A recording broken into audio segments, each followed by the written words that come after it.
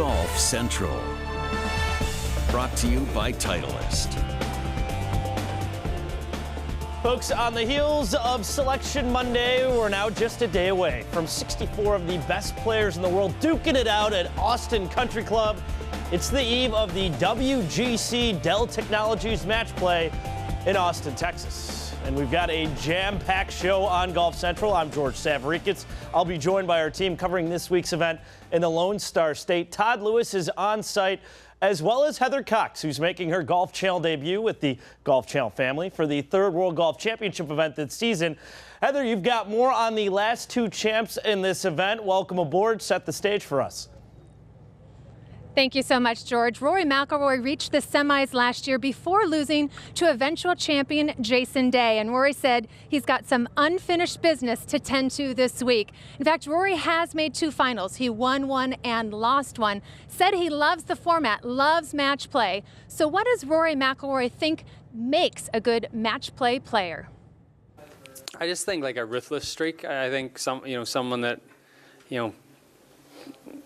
selfishness in a way, I guess, and pride. I think that's I'm too proud to lie down and be beaten. I think that's the thing. Like I won't let anyone get up on me, and I sort of think too much of myself to let anyone do that to me. So that's why I've always enjoyed match play, because if you do get yourself into a bit of a dogfight out there, it's something I've always quite enjoyed. Anything technically that makes a good match player, or is it all mental? There's some guys think that you can wear your opponent down by putting them under pressure on every hole, so hitting every fairway, hitting every green, and being really consistent. Or I think that's one way to play match play, but then the other way is you can be a bit erratic, but if your short game is saving you and you're holding putts and you're getting it up and down from bad positions, that can frustrate your opponent as well. Rory McIlroy's side of the bracket includes world number 3 Jason Day, the defending champion, who last year didn't participate in any practice rounds because of an ailing back. This year, even though he's healthy, he said he'll take the same approach. So today came in, went to the driving range, practiced on the putting green, and then took off, saying it's much more important to be physically and mentally fresh for this challenging format. I've always said it feels like Sunday every day here, because you're playing against the guy across the tee from you. You're not worrying about anyone else, and it's how much will and how much stuff you got in the gut to really kind of push you over the line. I mean, everyone's talented here, but it's the guy that's willing to just kind of go through that and just sometimes because you're sitting there and mentally you can switch off. You're like, I can kind of coast it a little bit, but you can't allow yourself to mentally switch off in situations like match play. Jason Day said that last year he didn't really get that Austin experience because he spent so much time in treatment for his back. This year he said it'll be much the same, but for different reasons. He's actually staying at PGA Tour buddy Nick Watney's house, and he joked when he's not playing golf, he's going to be playing video games, chugging Mountain Dew, eating pizza, and wrangling kids. Now, one more side note on Jason Day's group. It does include Mark Leishman, who's coming off of a big win last week at Bay Hill, and today he had that Arnold Palmer Championship cardigan in his bag all day during his practice round. Leishman tees off at 3:27 Eastern tomorrow against Lee Westwood.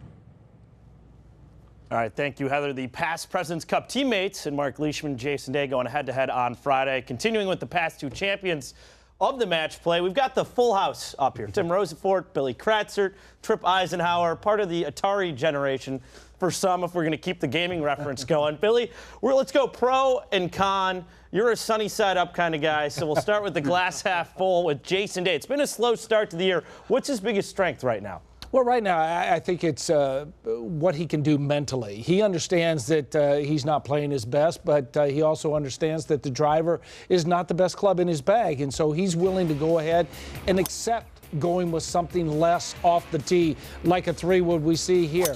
He's also able to go ahead and go with a 2-iron. Now, when you have a 3-wood in your bag that can go 315, 320, you have a 2-iron that can go 295 yards. Those are weapons, and I think the pro for Jason Day is that he's able to recognize when he does have his best stuff, he can continue to go with it. But when he doesn't, he'll dial it back and make sure that he keeps the ball in play. All right, Tripp, let's be the dark cloud now. Yeah, you know what? I'm nitpicking a little bit here on Jason Day because it's hard to follow up a year where he had, you know, such a nice year. And of course, he won the Arnold Palmer Invitational and took the game to the match play. With Jason Day, it's no different than just look at the greens. That's exactly where he's losing a ton of ground compared to what he was doing last year. You know, last year in making putts beyond 10 feet, he was the best in the business. He was first in 2016. This year, going into the match play, he's 164th in that category. That's the one troubling thing I see with Jason Day is even when he was #1 in the world, he was down there in his proximity numbers. He wasn't hitting the ball as close as you would expect for the #1 player on the world, and he was relying on the putting just a little bit too much, in particular outside of that 10-foot range, and really from 15 to 25 feet. He was the best in the world. It's part of the reason why he was one of the first players ever since they started strokes gained to gain more than 1 stroke per round on the field on the greens, and nobody's ever done that for the season. So Jason Day, that putter was red hot. It was expected to cool off. I'd like to see maybe the proximity numbers get a little more up so he doesn't have to rely on the putting so much. Rose, you got a little more on Day. 51 weeks is #1 last year, and he gets it taken from him by Dustin Johnson at LA a couple weeks ago, and now he moves back a slot to #3 with Rory jumping ahead of him. But he doesn't seem too stressed. We heard Heather talk about playing more video games, Call of Duty at Watney's house than he's going to be doing playing practice rounds. But the Call of Duty really for the guys is a couple weeks down the road. It's the Masters, let's face it. Can you get ready for the Masters playing in match play? Day seems to think he has a theory for it by maybe cutting back into practice rounds, knowing he's going to at least play 3 rounds of golf through Friday at any rate. And as he said, he's trending. T23 at Bay Hill. Didn't look like he really was as sharp as he would have liked at this point in time. Let's see if he can shake off some of the stuff he's been dealing with pain-wise and get his game back in shape to play like the #1 guy again. If he's starting to trend, then you got to say the 15 champ Rory McIlroy. He hasn't finished outside the top 10 worldwide since the BMW last year trip. What's his biggest pro at the moment? I'll take the sunny side of Rory McIlroy on this one, and I'll just say, look, it's what you usually see with Rory McIlroy. It is just bombing drives. The driver is such a weapon, and it's not just the drives, it's the irons. Here we are at Bay Hill. This is the 9th hole, and I've seen Bay Hill for a long, long time. In fact, going back to 1974, this is one of the longest drives I've ever seen on this hole. To shorten that to less than 100 yards, if you're in your approach after the tee shot, it's no wonder he was #1 by miles in gaining strokes off the tee. But he was also #1 in gaining strokes off the approach shot. Look at this on 15. Now, they moved this tee across Bay Hill Boulevard to make that bunker come into play. Rory says, what bunker at 306? That one went 371. That's where the guys used to hit it when the tee was across the road. I guess to Rory-proof the 15th hole, they're going to have to put the tee behind 14 green. But look at that, just 82 yards to that hole. What a weekend he had in Orlando. I think Rory McIlroy, he's got a few issues elsewhere Billy's going to talk about, but right now the ball striking is in full flight, and that's maybe bad news for the rest of this field. Billy, I know we're getting a little nitpicky, but what's Rory's possible Achilles heel at the moment? Well, you can look at the way that he putted last week, and he missed some short putts last week, but I look at the scrambling, and I look at the fact that here's a player that loves to go ahead and challenge just about every hole location. But look at these numbers. Strokes gained around the green, 176. Scrambling from the rough, 141. And strokes gained putting, 110. All Rory McIlroy has to do is putt average. When he's striking the ball the way that Tripp was describing, he is money. I think that he likes to keep his foot on the pedal a little too much at times, but I think it's good for match play. But I think if he was to just dial it back and maybe play a little bit safer shot, then he doesn't put himself in that scrambling situation. Tim, how's Rory approaching this week? Well, it was interesting last night being in Austin. He was talking about how he's sort of on the eat to win Austin style diet. He had a burger with, let's see, pork belly on it and short ribs. Tripp, that sounds like something that comes out of your kitchen. You kind of like that. It's also interesting to see how he's kind of talking about wanting to get in other guys' kitchens in terms of the ruthlessness he talked about, the pride, the the dogfight in match play, stuff that you didn't really hear coming from McIlroy in his early days out on tour. But he's come to embrace match play. You see it with the record, 22-8-1, one win, a loss in the finals one year. We saw it with Patrick Reed at the end of last year in the Ryder Cup. There's an intensity factor there in McIlroy that I think comes, George, with changing his body, getting into looking much more athletic than he did when he was a kid. And he plays hard. I mean, he's a type of guy now that I think we all look at him differently, not just as a great stroke play player, but a match play ninja. And we saw that at the Ryder Cup too, just how cutthroat he was going head to head with Patrick Reed. It's pretty amazing stuff, to say the least. The only way Rory McIlroy or Jason Day would face world #1 Dustin Johnson would be if they met in the finals on Sunday. For more on the other side of the bracket, let's welcome in Todd Lewis. Todd. Hi there, George. Dustin Johnson headlines the only group in the field with 4 major champions. Joining Johnson in group #1 will be Jimmy Walker, Martin Kaymer, and Webb Simpson. Johnson arrives here at Austin Country Club with 2 victories in his last 2 starts. His latest win coming at the WGC Mexico Championship, which was his 4th WGC title. However, the Dell Technologies match play is the only World Golf Championship he hasn't won.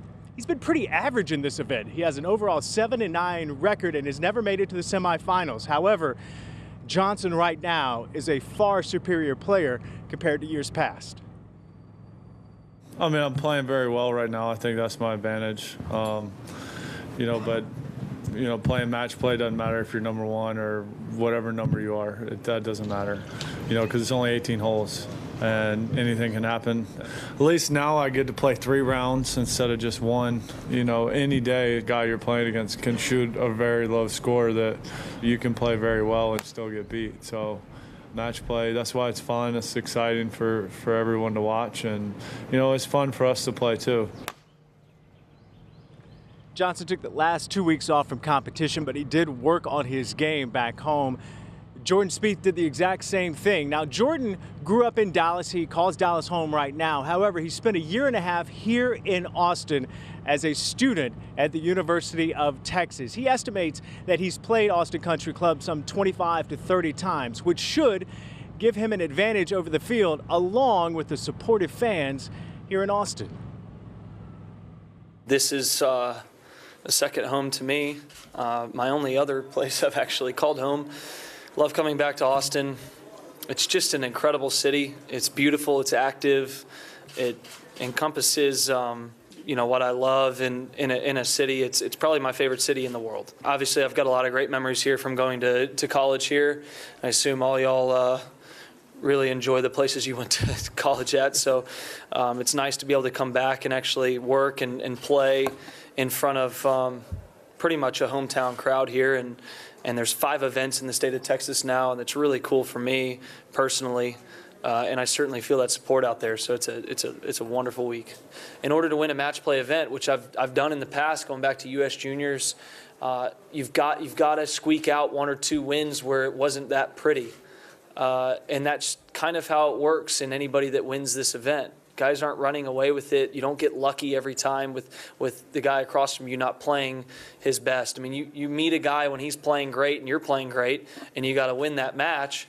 And then when you're off, if they're a little off, you got to find something in you that allows you to win it.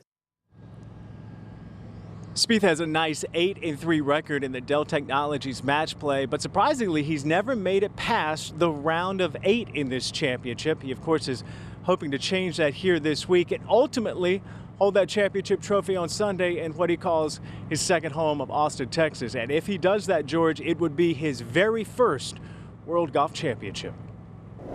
Yeah, that's right, Todd. He's already accomplished a heck of a lot in his young career, but still looking for that elusive first WGC. These are the best finishes Jordan's put together, highlighted by that tie for 3rd in last year's WGC Bridgestone Invitational.